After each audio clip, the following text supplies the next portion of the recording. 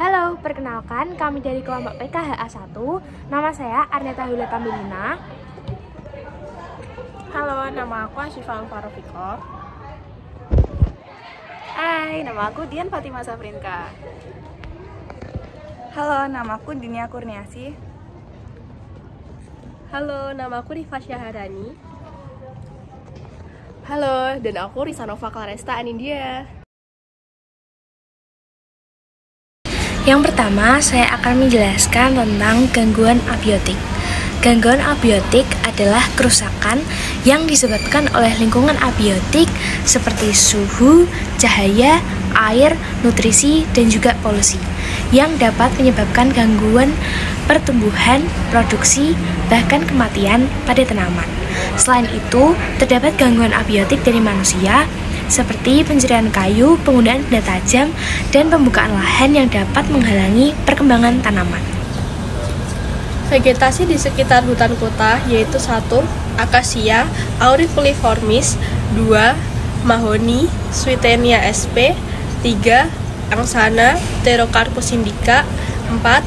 Trembesi Samanea saman, 5. Krei payung Phylicium decipiens, 6. Sonokeling Dalbergia latifolia, 7. Pulai Alstonia scolaris.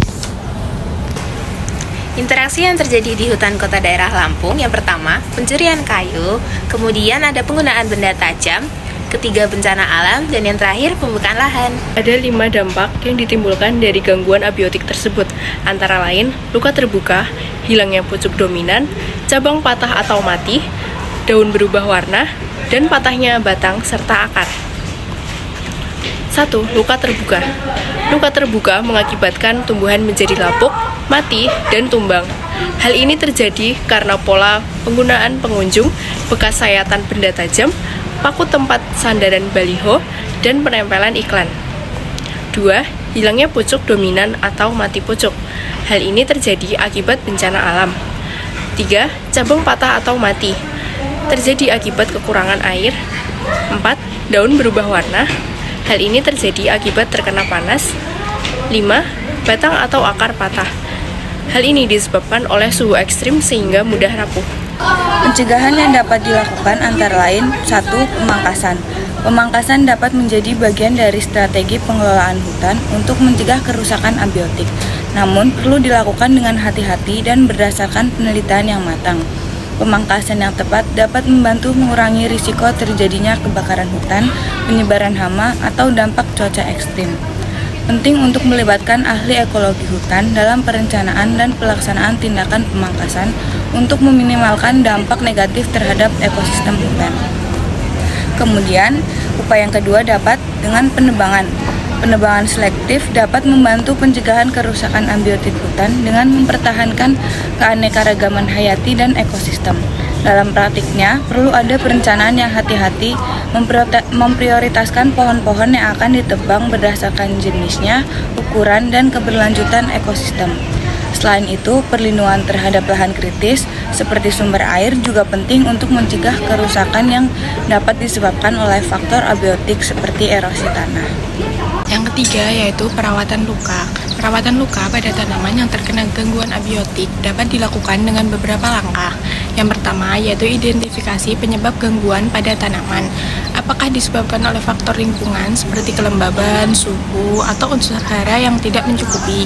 Setelah itu, penerapan teknik diagnosa dan penanganan gangguan tanaman dapat dilakukan.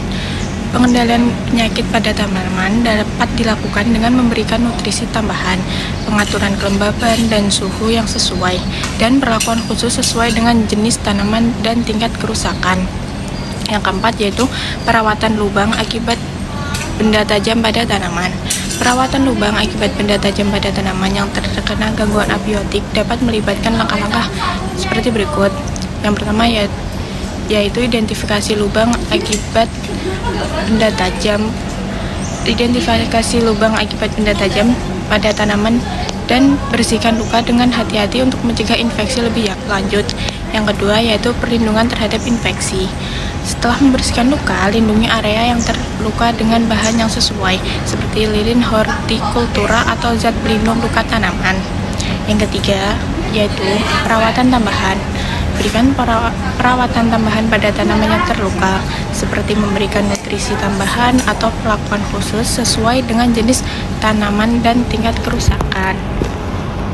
Itulah beberapa cara pencegahan yang dapat dilakukan pada tanaman yang terkena gangguan abiotik.